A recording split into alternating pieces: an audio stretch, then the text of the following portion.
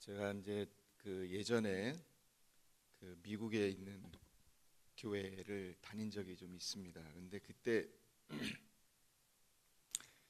제일 좀 어색했던 것은 무엇이냐면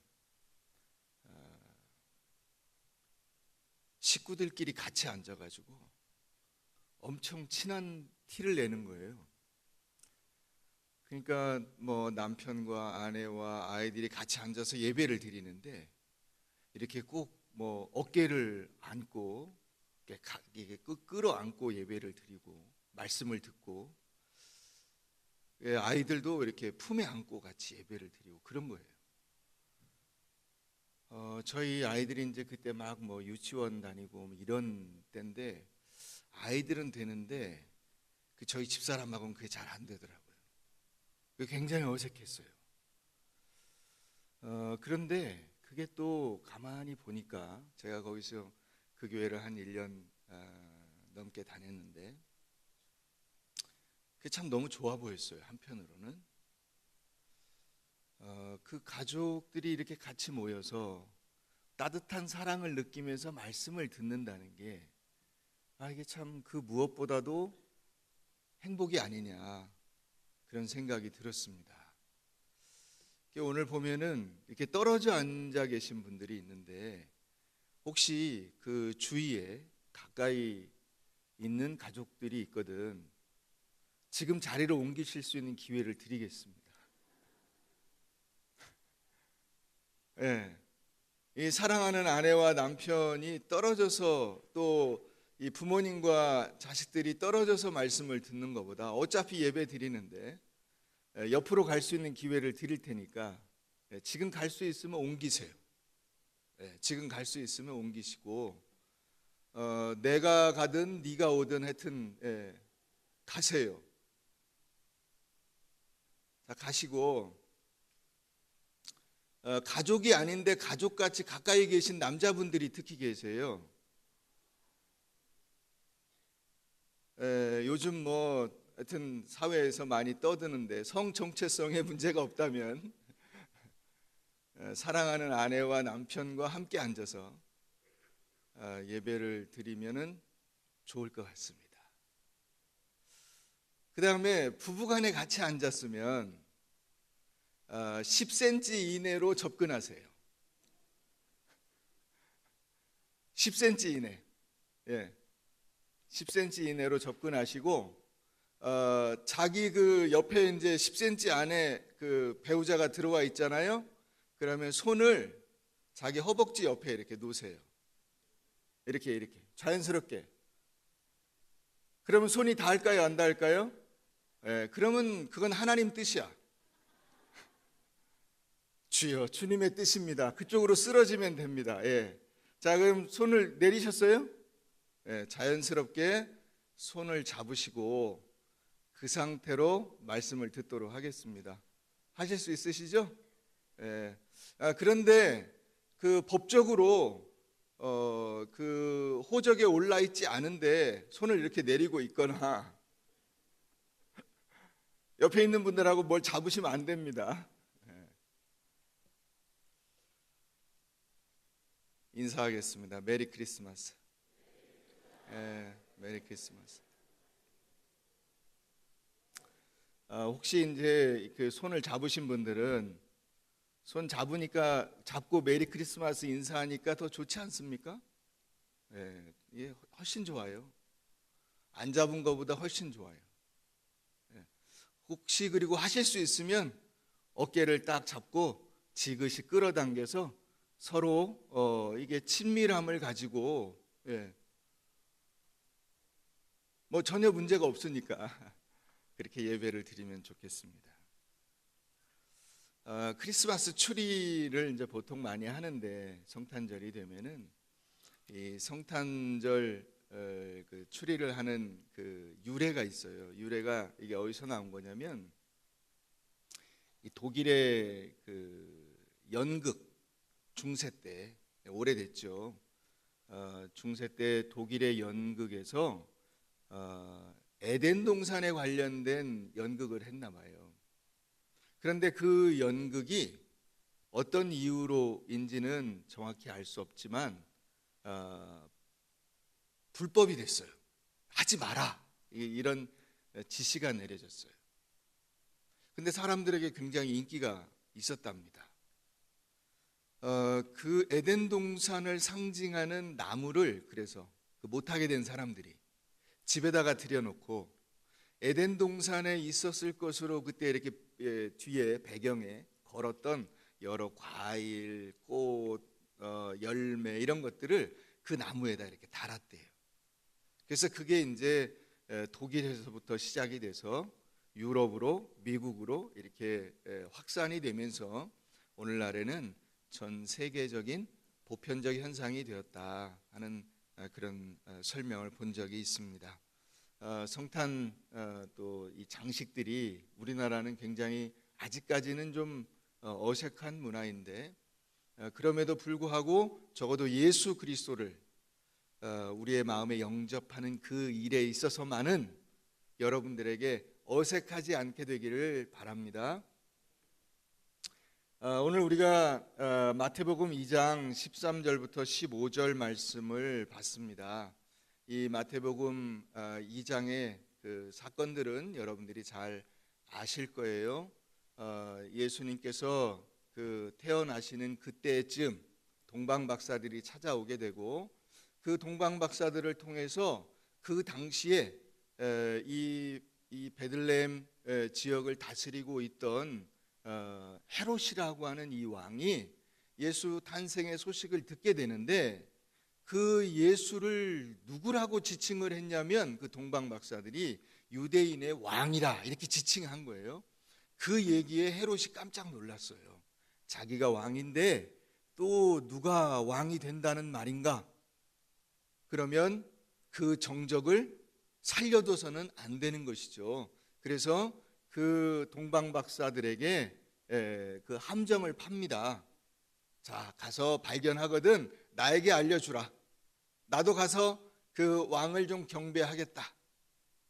그런데 하나님께서 인도하셔서 그 동방박사들은 다시 헤롯에게 가지 않게 되고 헤롯은 자기가 아무 통보를 받지 못한 것에 대해서 화가 나면서 동시에 그 태어난 유대인의 왕을 어떻게 할 것이냐 하는 문제가 생긴 거예요. 그래서 그 동방박사들에게 이야기를 들은 시점을 앞뒤로 계산해서 2살 이하의 남자아이들을 전부 다 죽여라 하는 명령을 내리게 된 것입니다. 근데 이것을 성경이 뭐라고 하냐면 애굽으로부터 내 아들을 불러냈다 하는 말씀이 실현된 것이다. 이렇게 설명을 합니다. 이 애굽과 예수 그리스도. 자, 예수님께서 그 2살 이하의 남자 아이에 포함이 돼서 죽을 수도 있는 상황인데 애굽으로 피신을 갔다 다시 돌아오게 되거든요. 이 애굽이라고 하는 그 상징이 오늘 예수 그리스도가 살아나는 그 상황과 연결이 되어서 설명되고 있다 하는 것입니다. 그러면 이 출애굽 때에도 이와 같은 현상들이 있었을까요? 없었을까요? 있었습니다. 자, 바로 왕이 산파들에게 지시를 내리죠. 애굽 여자들은 아이를 낳을 때 산파들의 도움을 받을 때까지 기다리고 있는데 히브리 여자들은 매우 그 체력이 강하고 또 이 자립심이 강했던 것 같아요. 그래서 이 산파들이 오기 전에 이미 아이를 출산하고 정리를 해버리는 경우들이 많이 있었어요. 그래서 산파들이 그것을 핑계를 대면서 그 바로 왕의 명령을 수행하지 못한 것에 대해서 적당히 둘러댑니다. 그러니까 그 상황을 우리가 이해하더라도 그 바로 왕이 적어도 남자 아이를 죽이라고 한 것에 대한 명령은 지금 헤롯의 명령과 거의 비슷하게 맞아 돌아가고 있어요. 그럼 이때는 어떤 일이 있었는가? 성경에 나오지 않지만 그 당시에 배경사를 기록한 자료들을 보면 그런 내용들이 기록되어 있어요. 그 바로에게 조언을 하는 그 선지자들 가운데 유대인들이 있었는데 그 유대인들이 바로에게 조언을 했다는 거예요. 뭐라고 했냐? 미래사를 정확하게 예언할 줄 아는 매우 현명하고 거룩한 서기관들 가운데 한 서기관이 왕에게 나와 이제 얼마 안 있어서 이스라엘에 한 아기가 태어나게 되는데 그 아이가 장성하면 이스라엘인들에게 힘을 불어넣고 애굽의 지배력을 약화시키고 그래서 그 이스라엘 사람들을 애굽 사람들보다 더 강력하게 이끌고 나갈 지도자가 나옵니다 하는 예언을 했어요. 바로가 깜짝 놀랐습니다. 그러면 자기네 민족은 죽고 히브리 민족이 산다는 거예요. 자, 그럼 이걸 어떻게 할 것이냐? 그러면 방법은 하나가 있는데 그것은 새로 태어나는 아이를 죽이면 됩니다. 그래서 바로의 명령이 내려왔다는 거예요. 나머지 이야기들은 성경에서 우리가 알고 있는 바와 비슷합니다. 이런 이야기들을 전해 들은 이 유대인들에게 오늘 이 마태복음을 쓴 마태 그 제자 마태가 이 기록한 내용들은 유대인들에게는 굉장히 친숙한 이야기가 되는 거예요. 아, 옛날에 그때에도 이런 일이 있었는데 지금도 이 일이 똑같이 있었구나. 모세가 그러면 이스라엘 백성들을 이끌고 출애굽한 것처럼 예수님도 뭔가를 하시겠구나 하는 것을 우리가 이 기사를 통해서 예감을 할 수 있게 되는 것입니다. 모세가 이 애굽의 바로 밑에서 노예가 되었던 이스라엘 사람들을 끌고 가나안 땅으로 나오는 그 출애굽을 한 것이 사실이라면 예수님께서도 그 똑같은 일을 반복하실 것인데 죄와 불순종의 노예로 죽을 수밖에 없는 인생들을 그 하나님의 영원한 영생의 나라로 이끌고 들어가실 것이다 하는 것을 상징해 주는 사건이 오늘 이 본문 속에 들어있다 하는 것입니다. 자, 그러면 이 마태복음 2장 15절에 인용되어 있는 애굽으로부터 내 아들을 불렀다 하는 이 구절은 어디서 온 것이냐? 우리 호세아 11장 한번 가보겠습니다. 구약 성경 호세아 11장입니다.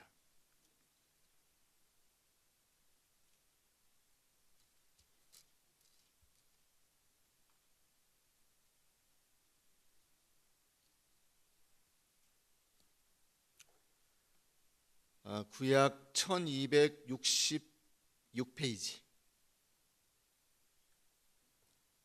구약 1266페이지.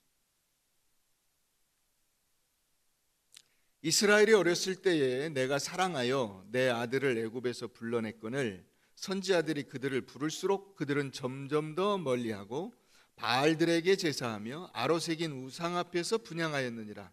그러나 내가 에브라임에게 걸음을 가르치고 내 팔로 안았음에도 내가 그들을 고치는 줄을 그들은 알지 못하였도다. 내가 사람의 줄 곧 사랑의 줄로 그들을 이끌었고 그들에게 대하여 그 목에서 멍에를 벗기는 자 같이 되었으며 그들 앞에 먹을 것을 두었노라. 그들은 애굽 땅으로 되돌아 가지 못하겠거늘 내게 돌아오기를 싫어하니 아수르 사람이 그 임금이 될 것이라. 칼이 그들의 성읍을 치며 빗장을 깨뜨려 없이 하리니 이는 그들의 계책으로 말미암음이니라. 내 백성이 끝끝내 내게서 물러가나니 비록 그들을 불러 위에 계신 이에게로 돌아오라 할지라도 일어나는 자가 하나도 없도다. 이 호세아 선지자가 활동했던 시기는 BC 한 700년대 초중반쯤 됩니다. 정확히는 BC 기원전 755년에서 710년 정도까지 활동한 것으로 그렇게 이야기하고 있습니다. 이사야, 미가, 호세아가 동시에 활동을 했어요. 그런데 이사야와 미가는 남유다에서 활동을 했고 호세아는 북이스라엘에서 활동을 했습니다. 호세아가 외치는 메시지는 무엇이냐면 두 가지예요. 하나는 하나님의 심판이 예정되어 있다 하는 것인데 다른 하나는 회개하고 돌아오라 합니다. 연관되죠? 예. 하나님께서 너희를 치실 것이다. 너희를 포로로 팔 것이다. 그러면 살 수 있는 길이 무엇이냐? 회개하고 돌아와라. 이거예요. 여러분, 우리가 아이들을 키우다 보면 아이들이 말을 안 들어요. 그래서 옛날에는 미운 7살 그랬는데 요즘에는 미운 5살. 뭐 점점 더 내려가는 것 같아요. 그 조금 이게 뭐 이해는 가지만 좀 입에 담기가 그런, 어떻게 하고 싶은 7살 이렇게 바뀌었어요. 미운 5살, 어떻게 하고 싶은 7살. 근데 여러분, 그 아이들이 말을 안 들을 때 엄마 아빠가 뭐라고 하냐면, 너 일로 와. 너 내가 가만 안 둬. 너 혼나. 막 이러고 경고를 해요. 근데 그것은 진짜로 아이에게 어떤 굉장히 심각한 징벌을 내리겠다는 의미가 아니고, 사실은 뭡니까? 빨리 내 말을 들어, 그 얘기예요.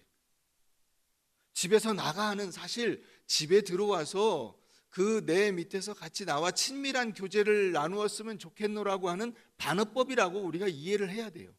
하나님께서 이스라엘 백성들에게 심판을 예고하시고 돌아와라 라고 말씀하시는 것은 세트예요.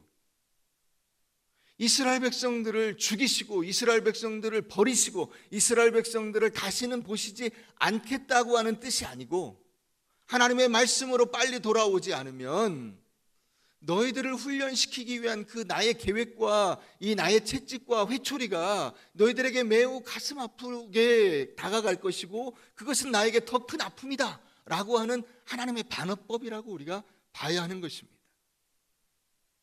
그럼에도 불구하고 이스라엘 백성들은 말을 안 들었어요. 그래서 하나님이 어떻게 하시냐면 호세아의 삶을 통해서 그것을 직접 보여주십니다. 호세아가 어떤 여자와 결혼을 하게 하세요. 그 여자가 누구냐면 고멜이라고 하는 여자예요. 그런데 이 고멜이라고 하는 여자는 그 신부라고 하는 그 이미지에 전혀 안 맞아요. 너무나 배반을 잘하고 육신적인 쾌락에 팔려서 다른 남자를 찾아 돌아다니는 여자예요. 그래서 이 고멜이 이 호세아에게 아이 셋을 낳고 가출을 갔어요. 그래서 호세아가 그 아내를 찾아서 가보니까 몸을 팔고 뭐 그 창녀굴에 막 가가지고 하다가 노예로 팔려간 상태예요. 자기 아내가. 근데 하나님께서 뭐라고 하시냐면, 처음에 그 여자와 결혼하라고 하는 것도 자기는 사실 받아들일 수가 없는 일인데, 그렇게 도망가서 몸을 팔고 노예로 팔려간 그 여자를 돈을 주고 다시 사오라는 거예요. 다시 자유하게 해주라는 거야. 그리고 와서 네 아내로 삼아라. 다시. 호세아가 그대로 합니다. 그 호세아의 그 가정생활은 무엇을 상징하고 있습니까? 하나님과 이스라엘 백성들의 상태를 나타내고 있는 거예요.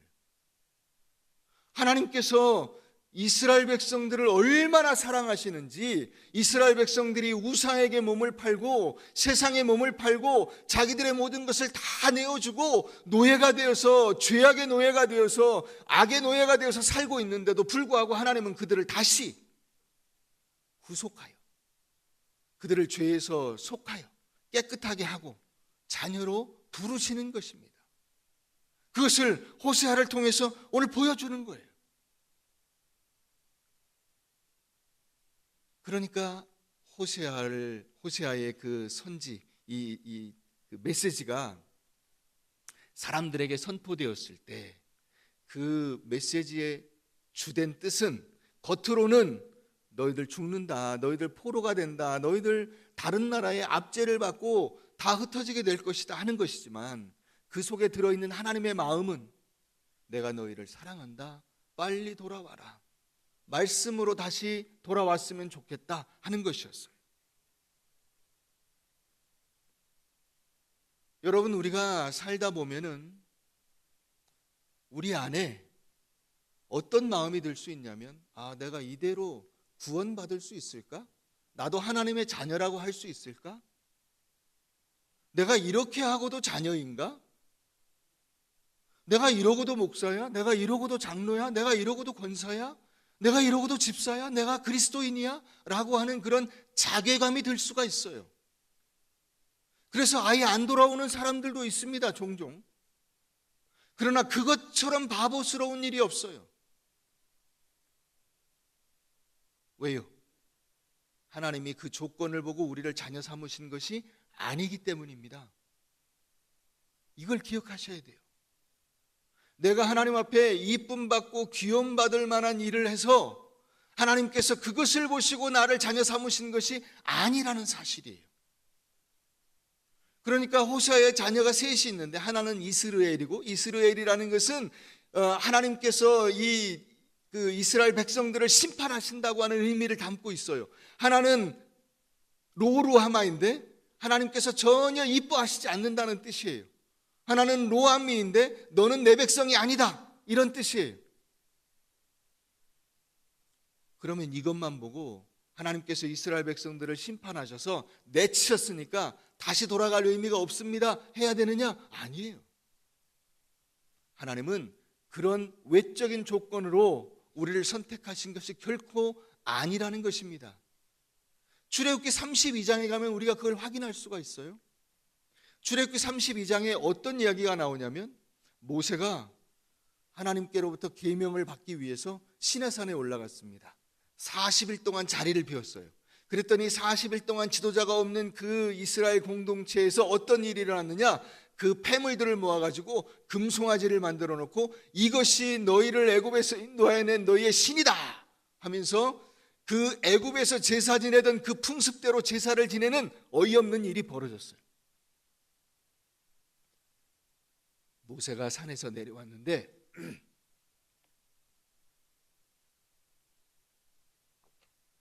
난리가 난 거예요.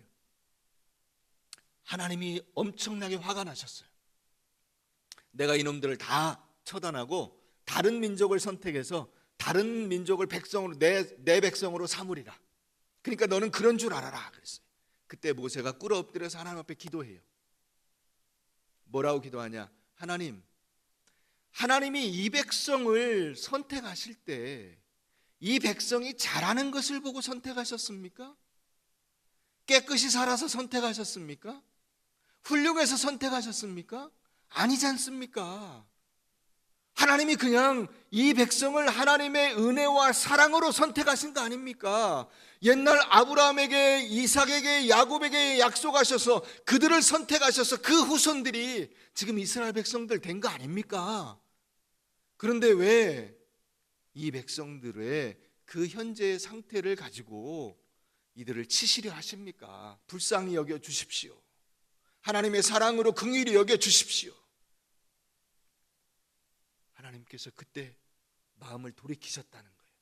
그래, 그렇지. 내가 아브라함을 선택해서 그 후손인 이 백성을 선택한 것이지, 이삭을 선택해서 이 후손들을 선택한 것이지, 야곱을 선택해서 이 후손들을 선택한 것이지, 얘들이 잘하는 것을 보고 내가 내 백성 삼은 것이 아니지.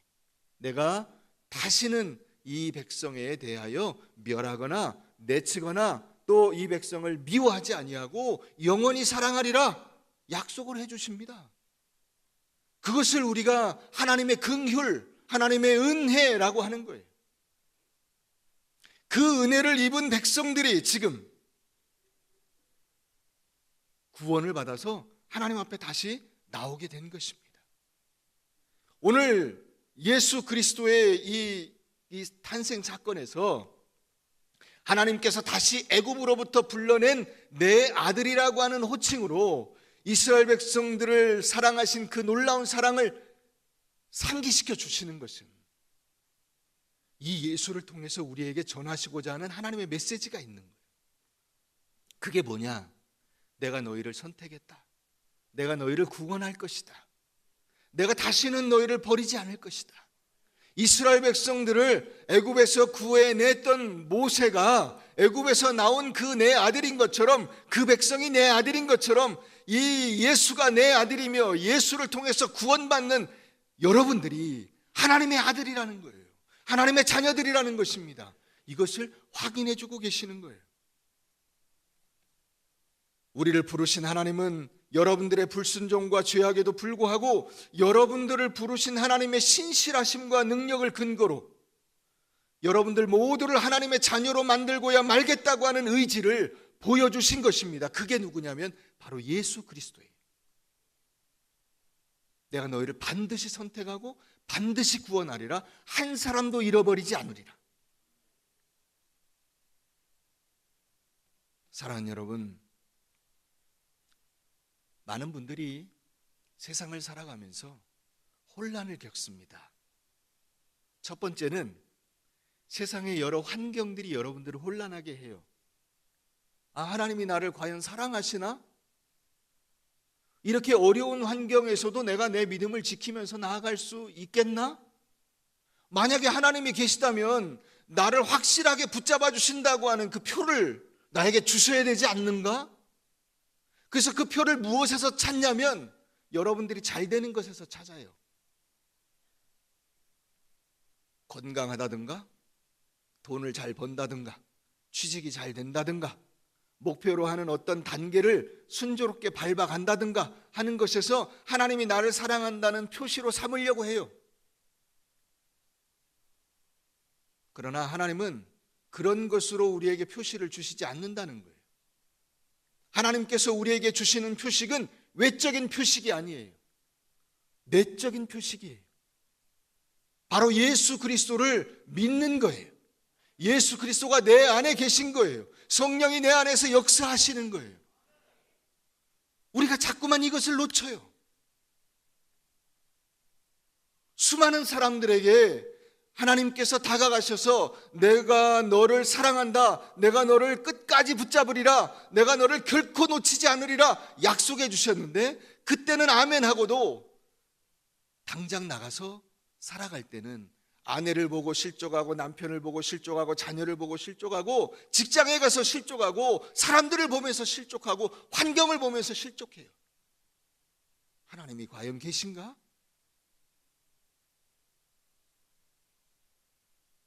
또 하나는 내적인 갈등이 있어요. 우리에게 혼란을 일으키는 것. 내 안에서 자꾸만 욕심이 나오거든요. 욕심. 내 안에서 사람들과 똑같이 되고자 하는 그런 그 헛된 생각들이 나오거든요. 이것들이 우리를 혼란하게 해요. 믿음에서 우리를 흔들리게 만들어요.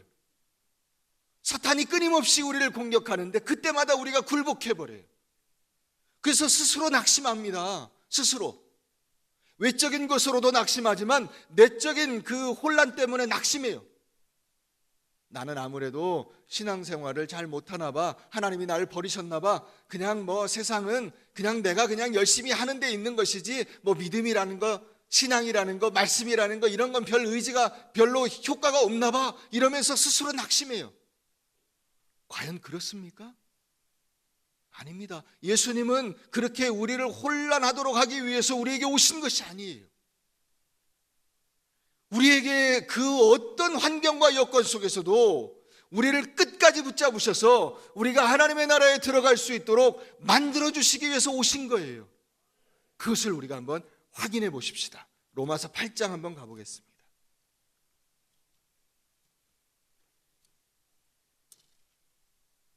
로마서 8장 우리 31절 한번 가봅니다.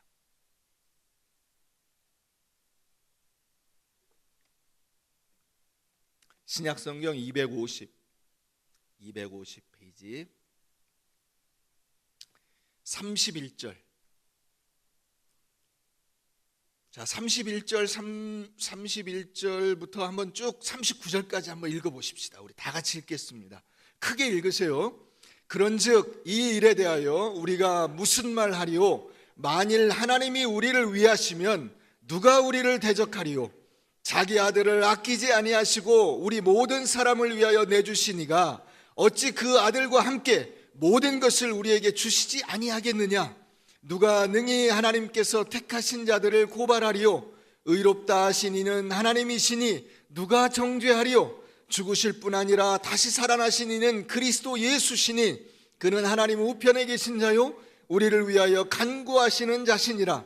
누가 우리를 그리스도의 사랑에서 끊으리요? 환난이나 곤고나 박해나 기근이나 적신이나 위험이나 칼이랴 기록된 바 우리가 종일 주를 위하여 죽임을 당하게 되며 도살당할 양같이 여김을 받았나이다 함과 같으니라. 그러나 이 모든 일에 우리를 사랑하시는 이로 말미암아 우리가 넉넉히 이기느니라. 내가 확신하노니 사망이나 생명이나 천사들이나 권세자들이나 현재일이나 장래일이나 능력이나 높음이나 깊음이나 다른 어떤 피조물이라도 우리를 우리 주 그리스도 예수 안에 있는 하나님의 사랑에서 끊을 수 없으리라. 할렐루야. 이거예요. 예수님께서 이 땅에 오신 이유는 바로 여기 있어요. 애굽에서 나온 이스라엘 백성들이 한 사람도 바로에게 잃어버린 사람은 없어요. 자기 죄 때문에 망한 사람은 있을지 모르나 바로에게 빼앗겨서 놓친 사람은 없어요. 전원 다 홍해를 건너서 가나안 땅으로 들어갈 수 있게 됩니다. 이와 똑같아요. 예수 그리스도 안에서 여러분들 모두는 다 하나님의 나라에 들어가게 될 것입니다. 그 어떤 외적인 조건도 그 어떤 내적인 혼란도 우리를 그 죄악 가운데 망하게 하거나 실패하게 하거나 믿음으로 갔는데 좌절하게 되거나 절망하게 되는 일이 없다는 사실이에요. 그래서 애굽에서 나온 내 아들, 마국간에서 태어난 아기 예수, 동일한 존재예요. 우리 안에 계신 성령 똑같은 분이에요. 사랑하는 성도 여러분, 우리가 성탄절을 통해서 아기 예수 그러면 그분이 나와 무슨 상관이야? 그분이 여러분들에게 어떤 분이시냐를 보셔야 돼요. 그분은 하나님께서 여러분들을 위해서 내어주신 하나님의 선물이면서 동시에 하나님께서 여러분들과 약속하신 계약서, 자, 내가 너희 모두를 다 하나님의 나라에 들어오게 하리라. 하나님이 스스로 혈서를 쓰시고 거기에 예수라고 하는 도장을 찍으신 거예요. 그 도장이 변함없이 확실하다는 거예요. 2000년 전이나 지금이나 빛바랜 도장이 아니에요. 여러분들의 삶 속에서 그 도장이 결코 지워지지 않아요. 한순간도 여러분들을 놓치지 아니하시고 끝까지 여러분들을 붙잡아 주실 줄로 믿으시기를 바랍니다. 그 믿음을 가지고 담대히 나아가세요. 담대히. 여러분, 그러니까 여러분들이 세상에 나가서 외적인 환경에 흔들리지 마세요. 우리에게 때로 고난이 있습니다. 어려움이 있습니다. 내가 원하는 대로 잘 되지 않아요. 그럼에도 불구하고 이 하나님의 약속은 흔들리지 않아요. 그리스도의 사랑에서 누가 우리를 끊으며 누가 우리를 대적하겠느냐? 사도 바울이 반문하잖아요. 환난, 곤고, 박해, 기근, 적신, 위험, 칼, 외적인 위험이에요. 외적인 곤경이에요. 환경이 어려워요. 낙심하지 마세요. 자, 또 하나, 사망, 생명, 천사, 권세자들, 현재일, 장래일, 능력, 깊음, 높음, 다른 어떤 피조물, 우리의 삶 전반이에요. 흔들리지 마세요. 예수 그리스도께서 나와 함께 하십니다. 여러분, 이 믿음을 가지고 아무리 어렵고 힘들다 할지라도, 이 불황이라 할지라도, 어려운 환경 가운데서 여러분들의 의지가 좌절된다 할지라도 나를 끝까지 붙잡아 주시고 이끌어 주실 하나님에게 모든 것을 맡기세요. 아들을 아끼지 않고 내어주신 그분께서 여러분들에게 그 무엇을 아끼시겠습니까?